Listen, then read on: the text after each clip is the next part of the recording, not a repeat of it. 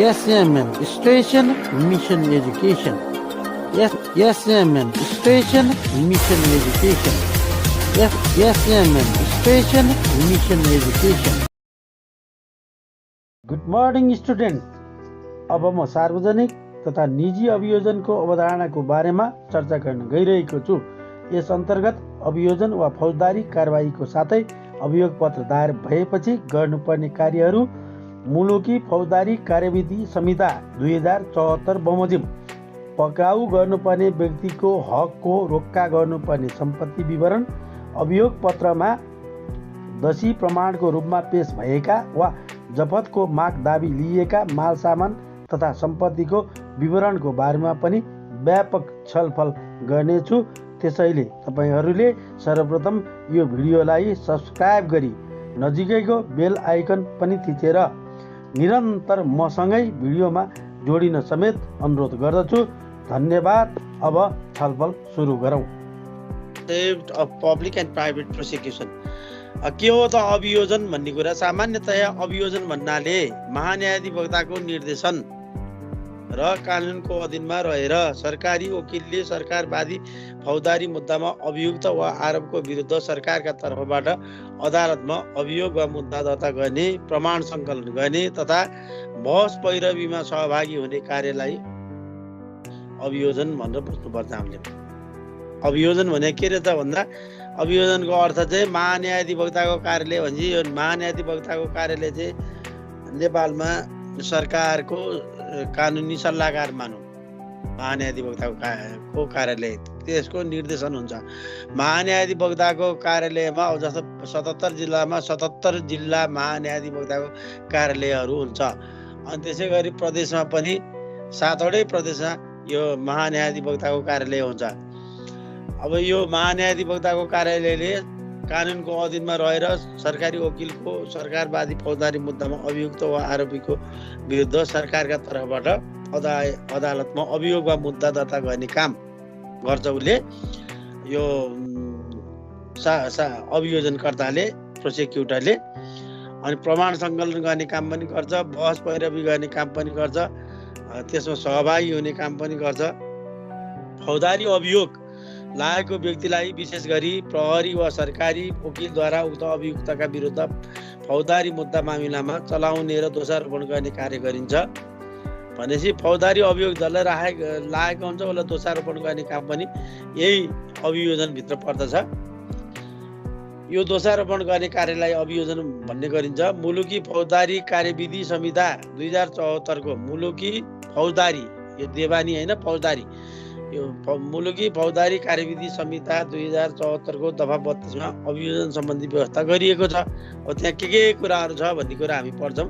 सार्वजनिक अभियोजन, सरकारी के हो सार्वजनिक अभियोजनको बारेमा? सरकारी वकिल कार्यालय तथा महान्यायाधिवक्ताको कार्यालयबाट अभियोजक प्रोसिक्युटरहरूले आफ्नो छानबिन गर्ने अधिकार प्रयोग गर्दछन्।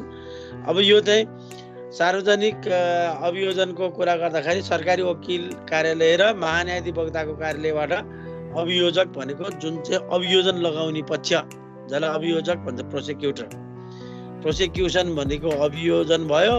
अभियोजनमा अभियोग लागेको व्यक्तिलाई चाहिँ क्रिमिनल चार्जहरू लगाउने काम प्रोसिक्युटरहरूले गर्छन्। आफ्नो छानबिन गर्ने अधिकार प्रयोग गर्ने गर्दछन् भनेको कुरा यही हो। गम्भीर किसिमका अपराध सम्बन्धी विषयहरू भएमा त्यस्ता निकायहरूले प्रहरीको सहयोग लिने गर्दछ। अब यो महान्यायाधिवक्ताको कार्यालय अथवा अर्को चाहिँ हामीले भने पब्लिक प्रोसिक्युटरको रूपमा आउने जिल्ला सरकारी कार्यालय या प्रदेश तहको सरकारी कार्यालय होस् वा सहन्यायाधिवक्ताहरूको कार्यालयहरू होस् अथवा महान्यायाधिवक्ताको कार्यालय होस्, उनीहरूले चाहिँ के गर्छन् भन्दाखेरि प्रहरीको सहयोग पनि लिएर अभियोगहरू चाहिँ अगाडि बढाएका हुन्छन्। अभियोजनको कार्यहरू यो अभियोजनको प्रक्रियामा कानुनले तोकेको सबै नियम र प्रक्रियाहरू सार्वजनिक अभियोजनकर्ता, जसलाई हामी पब्लिक प्रोसिक्युटर भन्छौँ, त्यही सरकारी कार्यालयका वकिलहरू र महान्यायाधिवक्ताका कार्यालयका वकिलहरू, प्रतिनिधिहरू, जसलाई पब्लिक प्रोसिक्युटर भन्छौँ हामीले, तथा प्रहरीले गर्नुपर्दछ। यो काम चाहिँ उनीहरूले गर्छन्। कानुनको दायराभित्र रहेर कानुनको प्रक्रिया र नियम पुर्याएर यिनीहरूले गर्ने काम भयो। आवश्यक परेको खण्डमा न्यायालयले यसको सबै सम्बन्धित जानकारी लिने समेत कार्य गर्दछ। आवश्यक पर्यो भने अदालत पनि यसमा इन्भल्भ भएको हुन्छ र सबै जानकारी लिने काम गरेको हुन्छ। यो काम गरेको ठिक छ छैन भन्ने कुरा त अदालतले हेर्ने कुरा हो। एक सरकारी र सार्वजनिक अभियोजकलाई सरकार भन्नासाथ हामीले सङ्घीय, प्रादेशिक वा स्थानीय तह फौजदारी मुद्दा चलाउने नियुक्त गर्दछ भनेको यो जुन पब्लिक प्रोसिक्युटरको हकमा चाहिँ सरकारी वा सार्वजनिक अभियोजकलाई सरकारद्वारा फौजदारी मुद्दा चलाउन नियुक्ति गरिएको हुन्छ। विभिन्न देशहरूमा यसको व्यवस्था केही सार्वजनिक राजनीतिक नियुक्तद्वारा, केही निर्वाचनद्वारा र केही अभियोजक कार्यालयद्वारा अधिकारीहरूलाई काममा लिने व्यवस्था छ। तिनीहरूलाई सामान्यतया जिल्ला सहन्यायाधिवक्ताका न्यायाधिवक्ता, प्रदेशमा मुख्य न्यायाधिवक्ता, केन्द्रमा महान्यायाधिवक्ता जस्ता पदहरूले चिनिन्छ। यो प्रोसिक्युटरहरूलाई चाहिँ यो विभिन्न पदहरूबाट चाहिँ हामीले चिन्न सक्छौँ। जस्तो के हो भन्दाखेरि जिल्ला सहन्यायाधिवक्ता, न्यायाधिवक्ता, प्रदेशमा मुख्य न्यायाधिवक्ता, केन्द्रमा महान्यायाधिवक्ता जस्ता पदहरूले लेभल अनुसारका हुन्छन् यिनीहरू। यदि राज्य वा सरकारको तर्फबाट कुनै अभियोजनकर्ताले अभियोजनको कार्य गर्दछ भने त्यो सार्वजनिक अभियोजनकर्ता हो, निजी वकिल होइन। अब यही कुरा हामीले बुझ्नु पर्यो। के हो त सार्वजनिक पब्लिक प्रोसिक्युटर भनेर हामीले बुझ्नको लागि चाहिँ यो कुरा राम्रोसित ध्यान दिनु पर्यो। यदि राज्य वा सरकारको तर्फबाट कुनै अभियोजनकर्ताले भनेको अभियोजन लगाउने प्रोसिक्युटरले अभियोजनको कार्य गर्दछ भने त्यो सार्वजनिक अभियोजनकर्ता हो, निजी वकिल होइन। यो निजी होइन। सङ्घीय व्यवस्था भएको राज्य प्रणालीमा सरकारी स्तरबाट, हाम्रो पनि सङ्घीय प्रणाली भएको मुलुक हो, अभियोजनकर्ताले अभियोजनको कार्य गर्दछ भने त्यो सार्वजनिक अभियोजनकर्ता हो, निजी वकिल होइन। सार्वजनिक व्यवस्था भएको राज्य प्रणालीमा सरकारी स्तरबाट नियुक्त भएका पूर्णकालीन अभियोजकहरूले फौजदारी घटनाहरूको मुद्दा चलाउने कार्य गर्दछ। कार्य पनि फौजदारी प्रकृतिको हुनु पर्यो। मुद्दा चलाउने व्यक्तिहरू पनि सरकारी अभियोजकहरू हुनु पर्यो। यो जुन सङ्घीय व्यवस्था भएको मुलुकमा भन्न खोजेको हो। अनि यसमा के हुन्छ भन्दाखेरि फौजदारी मुद्दाको अभियोजन सरकारी वकिलबाट गराउने अथवा सार्वजनिक अभियोजनलाई परम्परागत राज्य अभियोजन मानेर पीडितले चाहेमा राज्यका अधिकारी बाहेक कुनै पनि व्यक्तिले आपराधिक मुद्दाको अभियोजनलाई निजी अभियोजनका रूपमा अदालत समक्ष लैजानका लागि बेलायत र वेल्समा अपराधको अभियोजन सम्बन्धी ऐन 1985 ले अनुमति दिने व्यवस्था गरेको देखिन्छ। अब यो पब्लिक प्रोसिक्युटरले मात्र मुद्दालाई चाहिँ अदालतसम्म लाने कुरालाई छोडेर, जस्तो वेल्स र बेलायतमा छ, वेल्स र बेलायतमा चाहिँ यो एउटा अभियोजन सम्बन्धी ऐन 1985 मा आएको थियो। यसले चाहिँ कसैले मुद्दा मामिलालाई अगाडि बढाउनु छ भने निजी प्रोसिक्युटरको माध्यमबाट पनि यो अगाडि बढ्न सक्छ भनेर यो ऐनमा व्यवस्था गरिएको छ। निजी अभियोजन भनेको के त भन्दाखेरि निजी अभियोजन एक फौजदारी कारबाही हो। यो पनि क्रिमिनल प्रोसिडिङ हो जुन व्यक्तिगत निजी नागरिक र निजी संस्थाद्वारा सुरु गरिएको हो। यो चाहिँ निजी रूपमा है।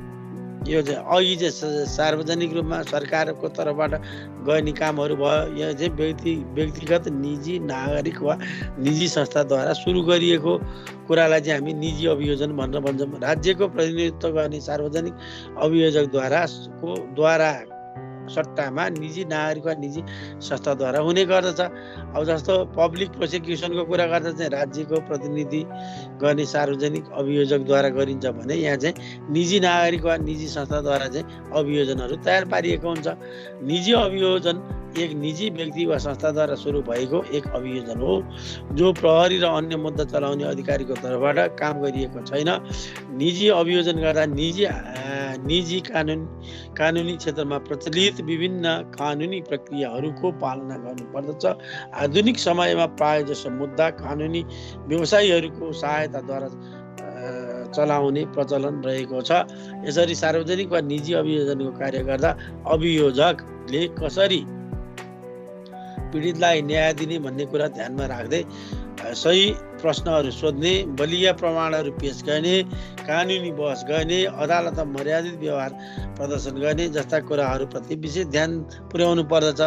भनेको मतलब यो जुन प्रोसिक्युटरहरूले त पीडित पक्षलाई जोगाउने हो। पीडित पक्षलाई जोगाउनको लागि जुन चाहिँ अभियुक्त उप चाहिँ अभियोजकहरूले के गर्नुपर्छ भन्दाखेरि चाहे त्यो निजी होस् चाहे त्यो सार्वजनिक अभियोजनकर्ता होस्, उनीहरूले चाहिँ पीडितलाई न्याय दिने सवालमा बलिया प्रश्नहरू सोध्नु पर्यो। अभियोग लागेको व्यक्तिलाई प्रमाणहरू पेश गर्नु पर्यो। उसको विरुद्धमा कानुनी बहस गर्ने कुरा, अदालतमा मर्यादित व्यवहार प्रदर्शन गर्ने कुराहरूप्रति विशेष ध्यान दिएर पीडितले न्याय पाओस् भन्ने कुरामा यिनीहरू लाग्नुपर्छ। सार्वजनिक अभियोजनमा मुद्दाको कारबाही प्रक्रिया, अभियोजन, प्रमाण सङ्कलन तथा बहस पैरवीको सम्पूर्ण खर्च राज्यले बिहोर्ने गर्दछ। सार्वजनिक अभियोजनको सवालमा चाहिँ यो प्रमाण सङ्कलन गर्ने कुरा होस् या मुद्दाको कारबाही अगाडि बढाउने कुरा होस् अथवा बहस पैरवी गर्दाखेरि लाग्ने सम्पूर्ण खर्चहरू कसले बिहोर्छ भन्दाखेरि राज्यले बिहोर्छ भने निजी अभियोजनमा त्यस्तो खर्च राज्यले वहन गर्दैन। सार्वजनिक अभियोजनमा प्रमाण सङ्कलन जस्ता कार्यहरू गर्नको लागि राज्यले सरकारी जनशक्ति उपलब्ध गराएको हुन्छ भने निजी अभियोजनमा त्यस्तो हुँदैन। निजी अभियोजनमा मुद्दाका प्रमाणहरू पहिले नै अभियोजकको स्वामित्वमा रहने हुँदा सम्बन्धित विषयका विशेषज्ञ तथा कानुनी व्यवसायीहरूले प्रारम्भिक चरणमा नै प्रमाणहरूको सङ्कलन गर्ने तौर तरिकाहरू अपनाइसकेका हुन्छन्। निजी अभियोजनमा आफ्नो चाहेको कानुनी समूह वा वकिलहरूलाई छनौट गर्न सकिन्छ, तर सार्वजनिक अभियोजनमा सरकारी अधिकारीहरूले आफै त्यस्तो काम गर्छन्। अब यहाँ अभियोजन लगाउँदाखेरि दुईटा अभियोजकहरू हुँदो रहेछ, दुई प्रकारको, एउटा निजी भयो, अर्को चाहिँ सार्वजनिक भयो। सार्वजनिक अभियोजनमा सम्पूर्ण जिम्मा सरकारको तर्फबाट या राज्यको तर्फबाट अगाडि बढाइएको हुन्छ भने निजी अभियोजनमा चाहिँ प्रमाणहरू हातमा लिएर कानुनी व्यवसायीहरूले निजी रूपमा उनीहरूले फी पनि आफैले डिमान्ड गरेर पीडितलाई जोगाउनको लागि पीडकको विरुद्धमा या पीडकलाई अभियोजनमा लिएर अगाडि बढाएका हुन्छन्। जस्तो यहाँ अलिकति कोटेसन गरेर चाहिँ इङ्ग्लिसमा a private prosecution is a criminal proceeding initiated by an individual, private citizen or private organisation. यो सुरुवातै कसले गर्छ भन्दाखेरि प्राइभेट इन्डिभिजुअलले, प्राइभेट सिटिजनले गर्ने हो। Such as a prosecution association, अब यिनीहरूको एसोसिएसन पनि हुन्छ, त्यो एसोसिएसनले पनि गर्न सक्छ प्रोसिक्युसन, अभियोजन गर्ने जुन चाहिँ सङ्गठन हुन्छ त्यो सङ्गठनले पनि गर्न सक्छ।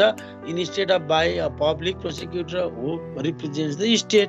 अब निजीको सट्टामा चाहिँ अब हेर्ने हो भनेदेखि निजीको सट्टामा यहाँ चाहिँ प्राइभेट प्रोसिक्युसनहरू चाहिँ अगाडि आएको हुन्छ। स्टेटले चाहिँ रिप्रेजेन्ट गरेको गर्नुपर्ने ठाउँमा स्टेट भनेको राज्यले प्रतिनिधित्व गर्नुपर्ने ठाउँमा निजी व्यक्तिहरू या निजी अभियोजन सङ्गठनहरूले चाहिँ यो कामहरू अगाडि बढाएको हुन्छ भने हो। The prosecutors at the public prosecution service, यसमा को हुन्छ भन्दा district attorney's office have ultimately responsibility for investigation and especially where serious offences are concerned. This supervises the police during the investigation. अब यति बेला के हुन्छ भन्दाखेरि प्रोसिक्युसन सर्भिस चाहिँ डिस्ट्रिक्ट अटर्नीले चाहिँ अल्टिमेट रेस्पोन्सिबिलिटी लिएर अगाडि बढाएको हुन्छ इन्भेस्टिगेसनलाई। अनि this supervise the police during the investigation, पुलिसलाई पनि उनीहरूले सुपरभाइज गरिराखेको हुन्छ इन्भेस्टिगेसनको टाइममा। Throughout the process the public prosecutor ensure that the police follow all the rules and procedures laid down by law and take account of all relevant information. अब जे जति चाहिने अल सान्दर्भिक सूचनाहरू लाई पनि फलो गर्ने काम या रुल्सलाई प्रोसिडरहरूलाई चाहिँ ले डाउन भएका रुल्सहरू फर्मुलेटेड रुल्स रेगुलेसनहरूलाई फलो गरे कि गरेन पब्लिक प्रोसिक्युटरले चाहिँ यो पुलिसलाई पनि गाइड गरेको हुन्छ। प्रशासन सबै चिजलाई चाहिँ गाइड गर्दै उसले चाहिँ सुनिश्चित गर्दै गएको हुन्छ। Private prosecutions are allowed in many jurisdiction under common law. Common law भएका मुलुकहरुमा चाहिँ प्राइभेट प्रोसिक्युसनलाई पनि अलाउड गरिएको हुन्छ, but have become less frequent in modern times as most prosecutions are now handled by professional public prosecutors instead of private individuals who retain or are themselves ब्यारिस्टर्स, अब उनीहरू ब्यारिस्टरको हुनुसट्टा आजको modern युगमा चाहिँ धेरै जस्तो प्रोफेसनल पब्लिक प्रोसिक्युटरहरूले चाहिँ यो प्रोसिक्युसनको कामको जिम्मा लिइरहेका हुन्छन्। पब्लिक प्रोसिक्युटर इज अपोइन्टेड बाई गभर्मेन्टले चाहिँ अपोइन्टमेन्ट गरेको हुन्छ, नियुक्त गरेको हुन्छ। गभर्मेन्ट भन्नासाथ फेडरल, स्टेट र लोकल अथोरिटिज, जुन सङ्घीय सरकार पनि हुनसक्छ, प्रदेश तहको सरकार पनि हुनसक्छ, अथवा स्थानीय तहको अथोरिटी या सरकारहरू विभिन्न तहका हुन्छन्। उनीहरूले नियुक्ति गर्ने हो आवश्यकता अनुसार। के गर्नको लागि भन्दा टु प्रोसिक्युट क्रिमिनल केसेसहरूलाई अभियोजन गर्नको लागि चाहिँ नियुक्ति गर्छ। Some are elected, some are appointed and some are hired by the prosecution's office भनेर भनिएको छ। यसमा चाहिँ अब यही सरकारको विभिन्न तह भए पनि कहिले चाहिँ त्यस्ता व्यक्तिहरूलाई इलेक्सनको माध्यमबाट नियुक्ति, राजनीतिक नियुक्ति दिएको हुन्छ, कसैले चाहिँ सेलेक्सनको आधारमा उनीहरूलाई नियुक्ति दिएको हुन्छ भने कतिले चाहिँ भाडामा या कसै स्पेसल व्यक्तिहरूलाई चाहिँ हायर्ड गरेर ल्याएको हुन्छ भन्न खोजेको हो। सार्वजनिक अभियोजनका सम्बन्धमा महान्यायाधिवक्ताले मुद्दा चलाउने वा नचलाउने भन्ने अध्ययन गर्दा सङ्कलित सबुत प्रमाणबाट मुद्दा चल्ने पर्याप्त प्रमाण देखिएमा सरकारी वकिलले मुलुकी फौजदारी कार्यविधि संहिता 2074 को अनुसूची 20 बमोजिमको ढाँचामा तयार गरी म्यादभित्रै सम्बन्धित अदालतमा अभियोग पत्र पेश गरिन्छ। यो चाहिँ हाम्रो मुलुकी फौजदारी कार्यविधि संहिता 2074 को दफा 32 मा यो व्यवस्था गरिएको छ, जहाँ चाहिँ सरकारी यो जुन हामीले महान्यायाधिवक्ता भन्छौँ, वक्ताले मुद्दा चलाउने कि नचलाउने कुनै अभियुक्तलाई, उसको विरुद्धमा बलियो प्रमाण छ कि छैन भनेर अनुसूची 20 बमोजिमको ढाँचामा तयार गरे कुनै अभियोग पत्रहरू तयार गरी सम्बन्धित अदालतमा अभियोग पत्र पेश गर्ने काम गर्छ। अभियोजनको लागि अभियोग पत्र दर्ता गरेपछि मात्र औपचारिक रूपमा फौजदारी मुद्दाको सुरुवात हुने गर्दछ। पुलिसले पक्रिँदैमा त्यो मुद्दा सुरुवात भयो भन्न मिल्दैन। अभियुक्तलाई छानबिन राख्दैमा ऊ अभियुक्त, ऊ त एउटा शङ्कित भन्छ, सस्पेक्टेड हो, शङ्कित अभियुक्त हो, शङ्काको घेराभित्र रहेको व्यक्ति जसले शङ्काको सुविधा पाउँछ, त्यो व्यक्तिको चाहिँ उसलाई पक्रिँदैमा ऊ अभियुक्त भइरहेको अवस्था हुँदैन, ऊ शङ्कित मात्र भएको अवस्था हुन्छ। जबसम्म महान्यायाधिवक्ताको कार्यालयबाट अभियोजनका लागि अभियोग पत्र दर्ता गरिँदैन तबसम्म ऊ शङ्कित मात्र हुन्छ। अब अभियोग लगाएर उसलाई मुद्दा चलाइसकेपछि ऊ अभियुक्तको रूपमा दर्जिन पुग्छ भने हो। अभियोजनका लागि अभियोग पत्र दर्ता गरेपछि मात्र औपचारिक रूपमा फौजदारी मुद्दाको सुरुवात पनि यही पोइन्टबाट हुन्छ। अभियोग पत्र दायर भएपछि अदालत समक्ष तत्कालै गर्नुपर्ने कार्यहरू के हुन् भनेर immediate action to be taken before the court after the charge sheet is filed भनेर चार्ज सिट तयार भइसकेपछि तत्कालै गर्नुपर्ने कामहरू के हो त भन्दाखेरि मुद्दा दर्ता गर्नु पर्यो, अभियुक्तको उसमा अदालतमा लगेर प्रस्तुत मिसिल अभियुक्त जिम्मा लिनु पर्यो। अब मिसिल पनि जिम्मा लिनु पर्यो अनि अभियुक्तलाई पनि जिम्मा लिनुपर्ने काम हुन्छ। त्यति बेला अभियोजन लगाइसकेपछि अभियुक्त प्रस्तुत रहेको भए बयान प्रतिवाद लिनु गराउनु। अब यदि अभियुक्तलाई पक्रेर आफ्नो उसमा कन्ट्रोलमा छ भने उसलाई बयान लिने काम या प्रतिवाद गर्न दिने उसलाई मौका त्यो गराउनु पर्छ। अभियुक्त दाखिल नभएको वा फरार रहेको भए अदालत समक्ष उपस्थित गराउन आवश्यकता अनुसार पक्राउ पूर्जी समाहन जारी गर्नुपर्छ। अब अभियोग लागेको व्यक्ति चाहिँ अब फरार भएको छ, ऊ पक्राउमा आएको छैन भने पक्राउ पूर्जी जारी गर्नु पर्यो, समाहन जारी गर्नु पर्यो, सूचनाहरू पठाउनु पर्यो। यो कुरा भयो अभियुक्तको घर ठेगानामा भन्न खोजेको हो। अभियुक्तको बयान सकिएपछि कानुन बमोजिम आवश्यकता अनुसार थुनामा राखी वा धरौटी जमानतमा लिई वा नलिई तारिकमा राखी पूर्वपक्ष गर्ने भनेको अभियोग लागेको व्यक्तिलाई अदालतको आदेशले उसलाई थुनामा राख्न पनि सकिन्छ अथवा अदालतको आदेशले उसलाई थुनामा नराख्न पनि सक्छ र तारिकमा साधारण तारिकमा या धरौटीमा छोडेर कुन प्रक्रियाबाट उसलाई चाहिँ अदालतबाट छुट गरिएको छ या तारिकमा राखेर पूर्वपक्ष साधारण तारिकमा बसेर पूर्वपक्ष गर्नुपर्ने हो। यो अदालतले निर्णय गरिदिइसकेपछि यो चाहिँ काम गर्नुपर्ने हुन्छ भनेको मतलब उसको मुद्दा सिद्धिएको हुँदैन। ऊ तारिकमा रहने अथवा ऊ थुनामा रहने अथवा ऊ थुनामा नरहने यी प्रक्रियाहरू अपनाउनु पर्छ भने हो। पक्ष विपक्षका सबुत प्रमाण बुझ्ने आदेश गर्ने यो काम त अदालती काम भइहाल्यो। सरकारी वकिलले अदालतमा पेश गर्ने अभियोग पत्रमा निम्न बमोजिमका विवरणहरू उल्लेख गर्नुपर्दछ भनेर जुन अभियोक्तालाई अभियोग लगाइएको हुन्छ त्यस्तो अभियोग लागेको व्यक्ति उप सरकारी वकिलले अदालतमा पेश गर्नुपर्दा के कुराहरू चाहिँ पेश गर्नुपर्छ भनेर following details should be mention in the charge sheet to be submitted. चार्जसिटमा उल्लेख गर्नुपर्ने कुराहरू के भनेर यहाँ कदेखि ढसम्म छ। यमा चाहिँ य छ, य1 छ, य2 भनेर छ। अब यो हेरौँ के छ यसमा भन्दा अभियुक्तको पुरा नाम, थर, ठेगाना, हुलिया यो कुराहरू हुनु पर्यो। उमेर, पेसा, व्यवसाय अभियोग लागेको व्यक्तिको त्यो चाहिँ चार्जसिटमा चाहिँ उल्लेख गरिएको हुनु पर्यो। अभियोग पत्रमा यी कुराहरू उल्लेख गरिएको हुनुपर्छ भने हो। अभियुक्तको बाबु, आमा, पति, पत्नीको नाम 2 नम्बरमा।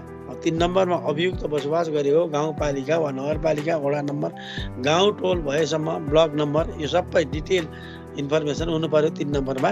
4 नम्बरमा अभियुक्तको वास्तविक पहिचान हुने विवरण, निजको फोटो, नागरिकता, राहदानी, सवारी चालक इजाजत पत्र वा निजको वास्तविक परिचय खोल्ने अन्य कागजातको प्रतिलिपि। यो त सकल त उइसित होला, तर यसका प्रतिलिपिहरू त पाउन सकिन्छ, कार्यालयहरूमा हुन्छ, त्यहाँबाट निकाल्नु पर्यो। अभियुक्त भएसम्मको दुवै हातको चोरी औँलाहरूको छाप, दुवै हातको चोरी औँलाको छापहरू अभियुक्तको हुनु पर्यो। अरूको घरमा डेरा गरी बसेको भए घरधनीको नाम र ठेगाना सहितको विवरण, कसुरसँग सम्बन्धित सूचनाको ब्यौरा, कसुर सम्बन्धी विवरण, अभियुक्तले कसुर गरेको कुरा प्रमाणित गर्ने दोषी प्रमाणको विवरण, अभियुक्त उप लगाइएको अभियोग र त्यसको आधार र कारणहरू देखाएर अभियोग लगाउनुपर्छ। कुनै अब यो य1 मा छ, यमा चाहिँ अभियुक्त उप लगाइएको अभियोग र त्यसको आधार कारणहरू छ। अनि य1 र य2 मा चाहिँ य1 मा कुनै अभियुक्त फरार रहेको भए निजको सम्पत्ति तथा अन्य विवरण र निज कुनै सार्वजनिक पद धारण गरेको व्यक्ति भए सोको विवरण। अनि अर्को नम्बरमा चाहिँ अभियोग लगाइएको कसुरबाट अभियुक्तको भनेको अभियोग लागेको व्यक्तिको भने हो।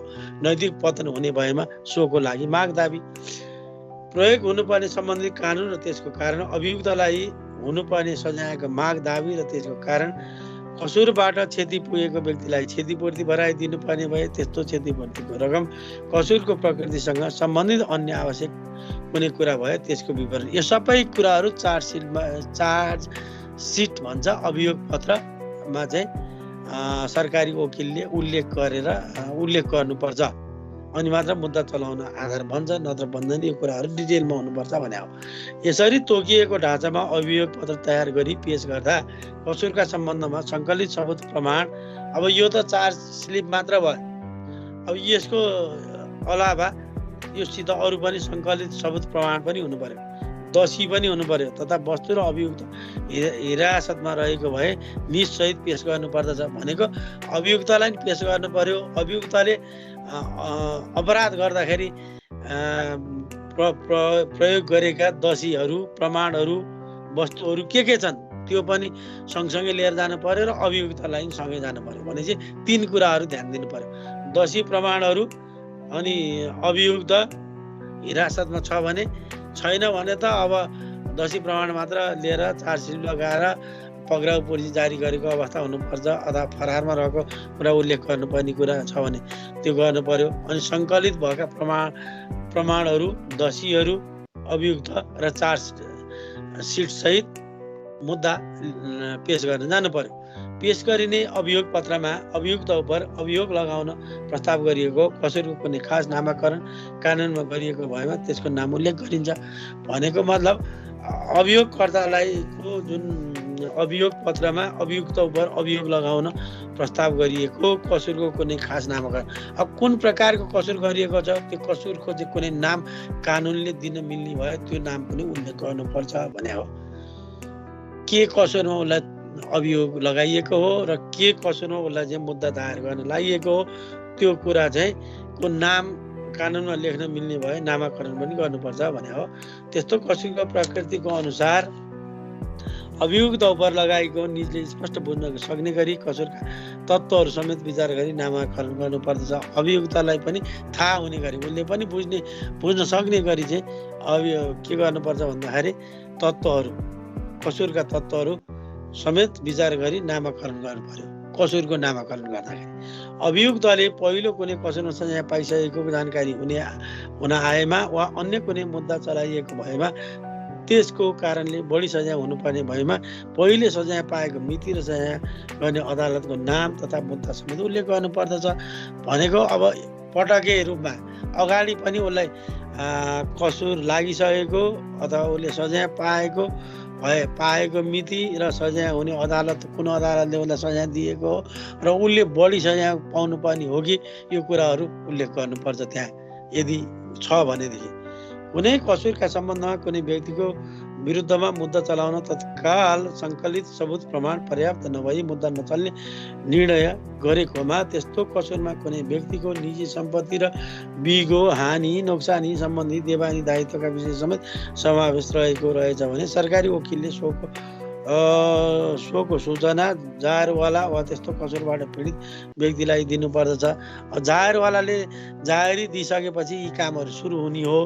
त्यसको लागि चाहिँ अब अरू पनि दायित्वहरू समावेश भएको हुनसक्छ। देवानी दायित्व अथवा सम्पत्ति बिगो हानि नोक्सानी व्यक्तिको चाहिँ त्यो व्यक्तिले पुर्याएको छ भने मुद्दा नचल्ने निर्णय गरेको छ या सबुत प्रमाण पर्याप्त छैन भने यी कुराहरू चाहिँ को बारेमा पीडित पक्षलाई चाहिँ जानकारी गराउनु पर्दछ भने उसलाई मुद्दा लाग्दैन प्रमाण पुगेन भने या तत्काल सङ्कलित सबुत प्रमाण पर्याप्त नभई मुद्दा नचल्ने निर्णय गरेको छ भने त्यसको जानकारी जाहेरवालालाई दिनुपर्दछ भने हो। कसले दिने यो काम भन्दा यही सरकारी वकिलको कार्यालय जसले अभियोजनको काम गरेको हुन्छ उसले जानकारी दिनुपर्छ पीडित पक्षलाई। सरकारी वकिलले सोको सूचना जाहेरवाला वा त्यस्तो कसुरबाट पीडित व्यक्तिलाई दिनुपर्दछ भने यही हो। त्यस्तो सूचना प्राप्त भएमा प्राप्त भएको मितिले 60 दिनभित्र सम्बन्धित व्यक्तिले मुद्दा दायर गर्न चाहेमा अनुसूची 4 अन्तर्गतको कसुर सरह मुद्दा दायर गर्न सक्दछ भनेपछि अब अनुसूची 1 र 2 को अवस्थादेखि बाहेक अनुसूची 4 को अवस्थामा पनि यो जुन पीडित पक्षले पनि मुद्दा दायर गर्न सक्छ भन्न खोजेको। 60 दिनभित्र उसले त्यो जुन सूचना पाएको 60 दिनभित्र मुद्दा दायर गर्न चाहेमा 4 अनुसूची 4 अन्तर्गतको कानुन सरह मुद्दा दायर गर्न सक्छ। कसुरको अनुसन्धान गर्दा एकभन्दा बढी व्यक्ति उप अनुसन्धान भएको तर त्यस्तो व्यक्तिमध्ये कुनै व्यक्तिको हकमा मात्र मुद्दा चलाएको अवस्थामा वा नेपाल सरकारवादी हुने भई अनुसन्धान भएको तर अनुसन्धानबाट उक्त मुद्दा सरकारवादी भई चल्न नसक्ने भएमा वा व्यक्तिवादी भएमा सम्बन्धित सरकारी वकिलले त्यसको जानकारी सम्बन्धित उच्च सरकारी वकिल कार्यालय र महान्यायाधिवक्ताको कार्यालयमा तुरन्त पठाउनु पर्छ। छानबिन चाहिँ सरकारी तहबाट भएको तर मुद्दा चाहिँ सरकारवादी नहुने अवस्था छ भने त्यसको जानकारी पनि सरकारी वकिल कार्यालय र महान्यायाधिवक्ताको कार्यालयमा तुरन्त पठाउनुपर्छ भने हो। सरकारवादी भई चल्न नसक्ने वा व्यक्तिवादी हुने मुद्दाको जानकारी प्राप्त भएपछि उच्च सरकारी वकिल कार्यालयको प्रमुखले त्यस्तो विषय अध्ययन गरी मुद्दा चलाउने वा नचलाउने निर्णय गर्न सक्दछ। अब फेरि यो निर्णय गर्ने अधिकार पनि कसलाई हुन्छ भन्दा सरकारवादी कार्यालय सरकारी वकिल कार्यालयको प्रमुखले चाहिँ मुद्दा चलाउने नचलाउने भन्ने निर्णय लिन सक्दछ। यति बेला मुद्दा चलाउनु पर्ने भएमा सम्बन्धित सरकारी वकिललाई मुद्दा चलाउने निर्देशन दिन्छ। त्यस्तो निर्देशन बमोजिम सरकारी वकिलले अभियोग पत्र वा पूरक अभियोग पत्र अब अभियोग पत्र त अगाडि तयार भएको हुन्छ फेरि त्यसमा चलाउने हो भने जिल्ला सरकारी कार्यालयको कार्यालय प्रमुखको निर्देशनमा सरकारी वकिलको कार्यालयले अभियोग पत्र वा पूरक अभियोग पत्र दायर गरी मुद्दा नचलाएका व्यक्ति उप मुद्दा चलाउँदछ। कोहीलाई चाहिँ मुद्दा चलाइएको कसलाई मुद्दा नचलाइएको अवस्थामा छानबिन गर्नुपर्ने हुन्छ। मुद्दा के कारणले नचलाइएको हो र पर्याप्त प्रमाण छ मुद्दा चलाउन सक्ने अवस्था छ भने फेरि यो जुन सरकारी वकिलको कार्यालयमा यो जुन उच्च सरकारी वकिल कार्यालयको प्रमुखले चाहिँ सरकारी कार्यालयको प्रमुखहरूलाई चाहिँ मुद्दा चलाउनको लागि अभियोग पत्र अथवा पूरक अभियोग पत्र मार्फत चाहिँ जाऊ भनेर चाहिँ निर्देशन दिएको हुन्छ। तर उच्च सरकारी वकिल कार्यालयको प्रमुखले मुद्दा नचलाउने निर्णय गरेमा त्यसको जानकारी महान्यायाधिवक्ताको कार्यालयमा दिनुपर्दछ। अब यदि उच्च यो अर्को छ 3वटा प्रमुखले नचलाउने यो जुन चाहिँ हामीले उच्च सरकारी वकिलको कार्यालय एउटा भयो महान्यायाधिवक्ताको कार्यालय एउटा भयो सरकारी वकिल कार्यालयको कुराहरू भयो। त्यो पनि सरकारी वकिलहरू नै हुन् उच्च सरकारी वकिल कार्यालयको प्रमुखले मुद्दा नचलाउने निर्णय गरेमा उसले नै मुद्दा चलाउने हो, उसले नचलाउने निर्णय गर्यो भने यसको जानकारी महान्यायाधिवक्ताको कार्यालयमा दिनुपर्दछ भनेको योभन्दा माथिल्लो तह भयो यो। महान्यायाधिवक्ताको कार्यालयले पनि त्यस्तो जानकारी अनुसार सम्बन्धित सरकारी वकिललाई मुद्दा चलाउने वा नचलाउने सम्बन्धमा आवश्यक निर्देशन दिन सक्दछ। अनुसन्धानको सिलसिलामा कुनै व्यक्तिबाट धरोहर वा जमानत लिएको भएमा निजी उपर मुद्दा थुन्चेक आदेश भएपछि र मुद्दा नचल्ने निर्णय भएमा त्यसरी राखेको धरोहर वा जमानत फिर्ता दिनुपर्छ। अभियुक्तले राखेको धरोहर अथवा जमानतहरू उनलाई मुद्दा थुन्चेकको आदेश भएपछि यदि त्यो व्यक्तिलाई चाहिँ मुद्दा नचल्ने निर्णय भयो भने उसले राखेको धरौटी अथवा उसले राखेको जमानतहरू उसैलाई फिर्ता दिनुपर्दछ भने हो। मुलुकी फौजदारी कार्यविधि संहिता 2074 बमोजिम अदालतमा पेश गर्नुपर्ने अभियोग पत्रमा पक्राउ गर्नुपर्ने व्यक्तिको हक रोक्का राख्नुपर्ने सम्पत्ति विवरण तथा फरार व्यक्तिको हकमा आकर्षित हुने अवस्था समेत त्यसमा थप उल्लेख गर्नुपर्दछ र कुनै अभियुक्तलाई कुनै सजायमा छुट दिन प्रस्ताव गरी दायर भएको अभियोग पत्रमा निजलाई छुट दिन प्रस्ताव गरिएको सजायको प्रतिशत स्पष्ट रूपमा उल्लेख गर्ने व्यवस्था। अब कसैले छुट पनि पाउन सक्छ भने छुट पाउने कति हो त्यो प्रतिशत कति प्रतिशत छुट पाउने हो त्यो स्पष्ट रूपमा उल्लेख गर्नु पर्यो। फरार व्यक्तिको हकमा उसको सम्पत्तिहरू कहाँ कता कता छन् रोका राख्नुपर्ने अवस्था छ भने त्यो रोका राख्नु पर्यो भन्न खोजेको यो कुराहरू भयो। अनि यसको साथसाथै अभियोग पत्रमा दोषी प्रमाणको रूपमा पेश भएका वा जफतको माग दाबी लिएका माल सामान अन्य सम्पत्तिको समेत विवरण खुलाउनु पर्छ। अब के सम्पत्तिहरू अथवा के माल वस्तुहरू प्रमाणहरू के कुराहरू जफत गरियो यो क्रममा त्यो कुराको विवरण पनि खुलाएर राख्नुपर्छ भने हो। खुलाउनु पर्ने विवरणहरू निम्नलिखित छन् भनेर अब अनुसन्धानको क्रममा सिज हुन भएको कुराहरूको विवरणमा चाहिँ के पर्छ भन्दा माल सामान तथा सम्पत्तिको भौतिक अवस्था परिमाण र अन्य विवरण यदि दोषी प्रमाणको रूपमा पाइएको र त्यसलाई सिज गर्न खोजिएको सिज गर्ने जफत गर्न खोजिएको कुराहरू छन् भने त्यसको विवरण राखेर मात्र जफत गर्नु पर्यो, त्यतिकै जफत गर्न पाइएन। त्यतिकै अभियुक्तबाट प्राप्त भएको सामान बिना रेकर्डिङ कसैले लिएको छ भने त्यो त झन् चोरीमाथि चकार गरेको जस्तो कुरा हुन्छ। त्यो कारणले गर्दाखेरि माल सामान तथा सम्पत्तिको भौतिक अवस्था परिमाण अन्य विवरण राख्नुपर्ने हुन्छ। माल सामान तथा सम्पत्ति फिर्ता वा जफत वा नष्ट वा हस्तान्तरण गर्नुपर्ने विषय के हो त्यो कुरा पनि उल्लेख गर्नु पर्यो, विवरणमा राख्नु पर्यो, खुलाउनु पर्यो। सवारी साधन लगायतका दर्ता श्रेष्ठता हुने माल सामान तथा सम्पत्तिको दर्ता श्रेष्ठताको प्रमाणित प्रतिलिपिहरू पनि राख्न पर्यो।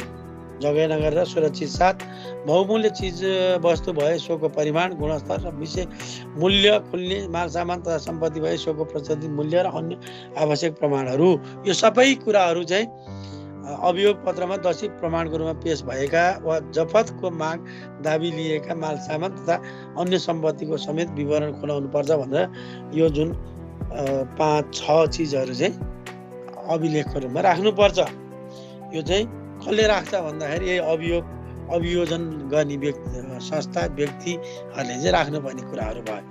अभियोजन भनेको जसले अब यसलाई समग्रमा के कुरा हामीले पढ्यौँ भन्दाखेरि अभियोजनको यो प्रोसिक्युसन भन्छ। अभियोजनको अवधारणा दुईटा छ, एउटा निजी र एउटा सार्वजनिक कुरा भयो। समग्रमा भन्नुपर्दाखेरि सरकारवादी भएर फौजदारी मुद्दामा यो चाहिँ खास गरी फौजदारी मुद्दामा अभियुक्तलाई पक्रिने कुरा, अभियुक्तलाई बयान गराउने कुरा, प्रमाण सङ्कलन गर्ने कुराहरू सरकारी तवरबाट सरकारी वकिलको कार्यालय प्रहरीको सहायतामा यिनीहरूले गर्छ भने यसलाई चाहिँ हामी पब्लिकभित्र राख्छौँ। यस्तै कुराहरू जस्तो हामीले अहिले एक्जाम्पलको रूपमा भनेको थियौँ सन् 1985मा बेलायत र वेल्समा अपराधको अभियोजन सम्बन्धी ऐन भनेर जुन आयो त्यो ऐनले चाहिँ के गर्छ भन्दाखेरि निजी प्रोसिक्युटरबाट पनि अभियोजन गराउन सकिन्छ, अभियुक्तलाई चाहिँ अदालत समक्ष पेश गर्न सकिन्छ भन्ने अवधारणा आयो। जुन अवधारणा अनुसार कानुनमा दक्ष भएका व्यक्तिहरू र त्यस्ता पेशागत सङ्घ सङ्गठनहरूले पनि निजी रूपमा अभियोजन लगाई अभियुक्तलाई अदालत समक्ष पेश गर्न सक्छ भन्ने कुराहरू भयो। अब यो गर्दाखेरि के प्रक्रियाको पुरा गर्नुपर्छ भन्ने कुरा हो। अब प्रमाण सङ्कलन गर्नेदेखि लिएर बयान गराउने कुरादेखि लिएर त्यो अभियोग लागेको व्यक्तिको सम्पूर्ण कुराहरू चार्जसिटमा खुलाउने कुरा, अनि त्यसरी खुलाइसकेपछि मुद्दा दर्ता गर्ने कुरा भयो, अभियुक्तको बयान गर्ने कुरा, बयान लिने कुरा भयो, अनि त्यसै गरी जमानतमा लिने कुरा, लिने अथवा नलिई तारिखमा राखी पूर्व पक्ष अगाडि बढाउने कुराहरू, यो सबै कुराहरू स्पष्ट रूपमा उल्लेख गर्नुपर्छ भनेको छ। अनि चार्जसिटमा के कुराहरू उल्लेख गर्नुपर्छ भनेर अभियुक्तको पुरा नाम, थर, ठेगानादेखि लिएर अन्तिममा कसुरको प्रकृतिसँग सम्बन्धित अन्य आवश्यक कुनै कुरा भए त्यसको विवरण समेत सबै कुराहरू चाहिँ के गर्नु पर्यो, चार्जसिटमा उल्लेख गर्नु पर्यो भनेर हामीले following details should be mention in the charge sheet to be submitted भनेको सबमिटेड गर्नुपर्ने चार्जसिटमा उल्लेख गर्नुपर्ने कुराहरू उल्लेख गरेर गर्नुपर्छ भनेर हामीले यसरी यो कुरा बुझ्यौँ। अब यसै गरी यदि उसलाई मुद्दा चलाउन गम्भीर प्रकृतिको या मुद्दा छ या मुद्दा चलाउन मिल्ने नमिल्ने कुराहरूको बारेमा 60 दिनभित्र सूचना दिनुपर्छ भने हामीले जसले चाहिँ जाहेरी गरेको हुन्छ, अपराधीको विरुद्ध अपराध गरेको हो भनेर जसले जाहेरी दिएको हुन्छ, यदि उसलाई मुद्दा नचलाउने निर्णय सरकारी कार्यालयबाट, सरकारी वकिलको कार्यालयबाट भएको छ भने त्यसको जानकारी 60 दिनभित्र जाहेरवालालाई दिनुपर्दछ भन्ने कुरा छ। अनि कति यो जुन सरकारी वकिलको कार्यालयबाट धेरै व्यक्तिहरूलाई अभियोग लगाइएको अवस्थामा कति व्यक्तिहरूलाई अभियोग लागेको, कति व्यक्तिहरूलाई नलागेको अवस्था छ भने पछि फेरि त्यस्ता नलागेका व्यक्तिलाई पनि मुद्दा लगाउनु छ भने उच्च सरकारी वकिलको कार्यालयले फेरि सरकारी वकिलको कार्यालयलाई निर्देशनहरू दिएर अनुसूची 4 को अन्तर्गतको कसो सरह मुद्दा दायर गर्न सक्छ। त्यसको लागि फेरि चार्जसिट चाहिँ या अभियोग पत्रमा चाहिँ पूरक अभियोगको रूप अथवा त्यो अभियोगलाई फेरि अगाडि बढाउन सक्छ भन्ने कुरा हामीले बुझ्यौँ। अनुसन्धानको सिलसिलामा कुनै व्यक्तिबाट धरोहर जमानत लिएको छ भने उसलाई मुद्दा थुन्चेक आदेश गराइसकेपछि मुद्दा नचल्ने निर्णय भएमा त्यो कुराहरू फिर्ता गरिदिनुपर्छ भन्ने कुरा भयो। अनि त्यसै गरी मुलुकी फौजदारी कार्यविधि संहिता 2074 बमोजिम अदालतमा पेश गर्ने अभियोग पत्रमा पक्राउ गर्नुपर्ने व्यक्तिको हकको रोक्का राख्नुपर्ने सम्पत्ति विवरण र फरार व्यक्तिको हकमा आकर्षित हुने अवस्था समेत त्यसमा थप उल्लेख गर्नुपर्दछ। कुनै अभियुक्तलाई कुनै सजायमा छुट दिने प्रस्ताव गरी दायर भएको अभियोग पत्रमा निजलाई छुट दिने प्रस्ताव गरिएको सजायको प्रतिशत समेत स्पष्ट रूपमा खुलाउनु पर्छ भन्ने कुरा भयो। अनि त्यसपछि लास्टमा हामीले जुन चाहिँ सिजको यो जुन चाहिँ अभियोग पत्रमा दोषी प्रमाणको रूपमा पेश भएका वा जफतको माग दाबी लिएका माल सामान तथा अन्य सम्पत्तिको समेत विवरण खुलाउनु पर्छ भनेर माल सामान तथा सम्पत्तिको भौतिक अवस्था, परिमाण, अन्य विवरण भनेर अन्त्यमा अन्य आवश्यक विवरण, यो सबै कुराहरूको अभिलेख राखेर मुद्दा अगाडि बढाउनु पर्छ भन्ने कुरा हामीले गर्यौँ। यी कुराहरू भयो। हाम्रो कोर्स औपचारिक रूपमा यही समाप्त हुन्छ। यो भिडियोलाई अन्तिमसम्म हेरेर हौसला बढाइदिनु भएकोमा यहाँहरूलाई फेरि पनि धन्यवाद दिन चाहन्छु। साथै यहाँहरूले यसलाई सेयर पनि गरिदिनु भयो होला भन्ने सोचेको छु। मेरो यो सानो प्रयासलाई लाइक गरिदिनु हुनेछ भन्ने आशा पनि गरेको छु। तपाईँ यदि नयाँ हुनुहुन्छ भने यस च्यानललाई सब्सक्राइब पनि गरिदिनु होला। साथै कुन ठाउँबाट हेर्दै हुनुहुन्छ कमेन्ट बक्समा कमेन्ट गरिदिनु भए यहाँहरूप्रति आभारी हुन्छु।